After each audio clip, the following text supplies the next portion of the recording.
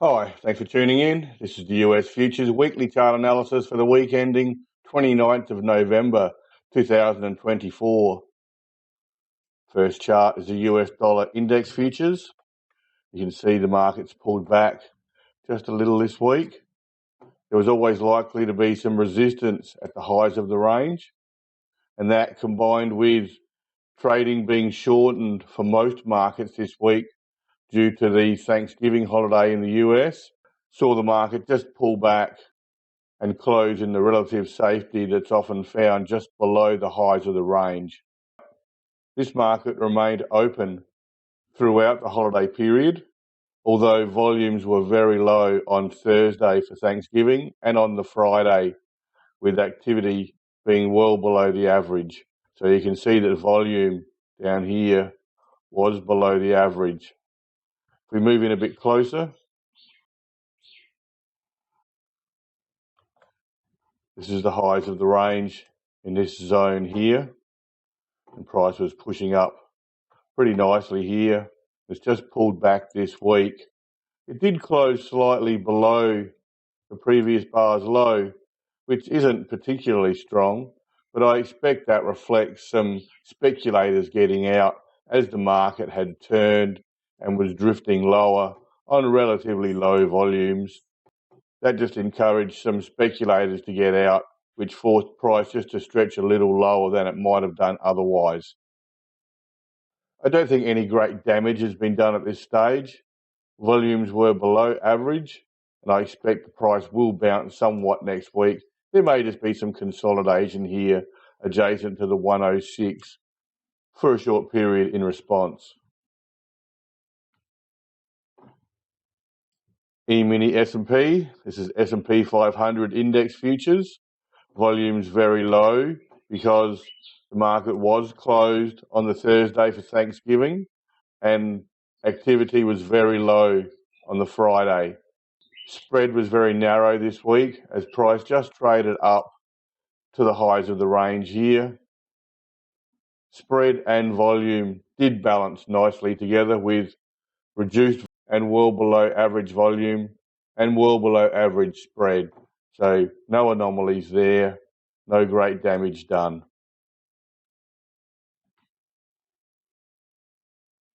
US Treasury 10-year note futures had been consolidating just in here. We mentioned it last week briefly, and in response the market's just pushed higher. You've got breakdown line up here and a minor line through there, and prices just pushed out of the top of the range to close just above the range highs. Copper price futures were also closed on the Thursday and saw low activity on the Friday. And that's probably the reason behind the very narrow spread. Volume wasn't too bad considering it was effectively a day and a half less trading. So there was some absorption in there, I expect. We'll see the response to it next week. But once again, spread and volume were reasonably well balanced, and there's no obvious anomaly in that trading. Price is holding on at the lows of the range. You've got the last gasp lows coming through here and the true lows of the range through here. So price is holding on at this level with relative comfort at this point in time. Gold price futures pulled back and were consolidating this week. Volume was pretty high considering this was a shortened week in this market. There was no trading on the Thursday, and Friday's trading was below the average, yet volume remained very high. Spread was relatively narrow and within the range of the previous bar as an inside bar. This is the market buying in here. As the market's pulled back, buying has emerged. That's kept the spread narrow and volume was high because activity was high. This is buying support in the market. And generally, in response to that, you'll see price push higher. Silver price futures, somewhat similar to gold, as you would expect. The highs of the range come through here. This market did pull back a little more deeply than gold, but has found buying support emerge in the relative safety often found just below the highs of the range. Volume was also fairly high in this market, considering it was a shortened week, and the close does suggest that buying support has emerged in this market as well. So I expect fairly early next week, maybe not on Monday, but fairly early next week, an attempt to push higher. This market does have the highs of the range here to contend with, which may just cause some issue in the near term. Like crude price futures have been a little stagnant more recently. Hasn't been one of my favourite markets. It was previously. This week, the market traded inside the previous bar's range on reduced volume, but affected by the Thanksgiving holiday on Thursday and reduced trading on the Friday. Prices back down near the lows of the range.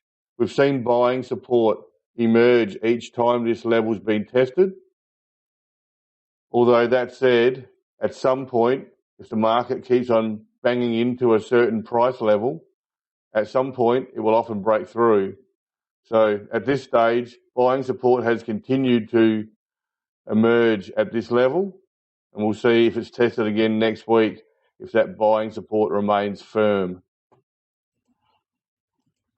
Euro, US dollar currency futures have been relatively weak more recently. You can see price has broken through this level and this level.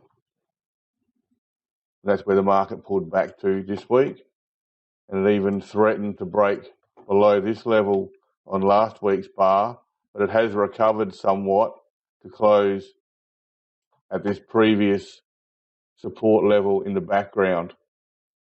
Volume was reduced, as was most of the market this week, but spread was pretty good considering, so selling pressure must have eased somewhat to allow price to float higher on relatively low volumes, and the weakness in the US dollar helped this market significantly, no doubt. It would really be a sign of strength to break through this level. I doubt the market's got this strength. There's weakness in the background, and a real serious show of strength is unlikely. More likely, the market attempts to consolidate in here, or it reverses and pushes lower again and threatens this line. British pound currency futures have been a little more stable than the euro. This is where the market's pulled back to this week. The euro's at this level. The lows of the range here were never tested. Price did break through that level last week, but there remained a gap down to the lows of the range. This is the level which the euro exceeded last week. So you can see it's trading relatively stronger than the euro at the moment. And price has pulled back to this higher level. The euro's back at this level. Similar to the euro though, I don't expect any serious challenge to this level. More likely is a consolidation in here, particularly if the US dollar recovers somewhat this week. Japanese yen currency futures definitely responded quite positively to the period of consolidation we noted in here. This market wasn't stretching lower. On this bar last week, the euro and the pound really stretched lower, but this market traded inside the previous bar's range and saw support on an increase in volume. That support continued this week with a push higher and up to the old breakdown level here.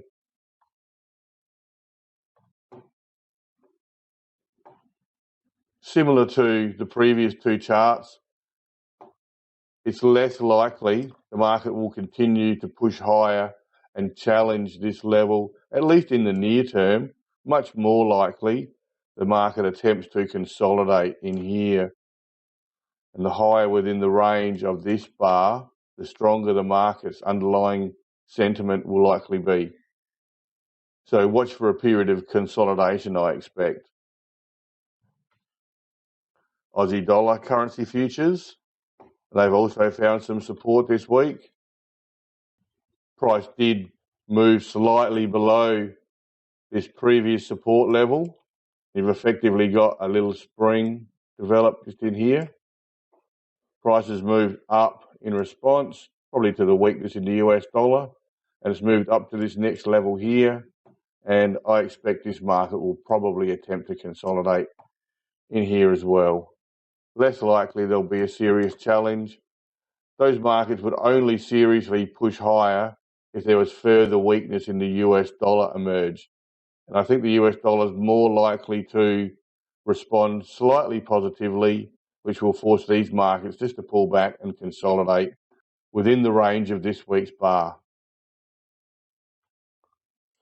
Bitcoin futures had stretched higher and had just touched the $100,000 level last week. And the most likely expectation was for the market to consolidate this week, and that's what it did. It consolidated within the range of the previous bar.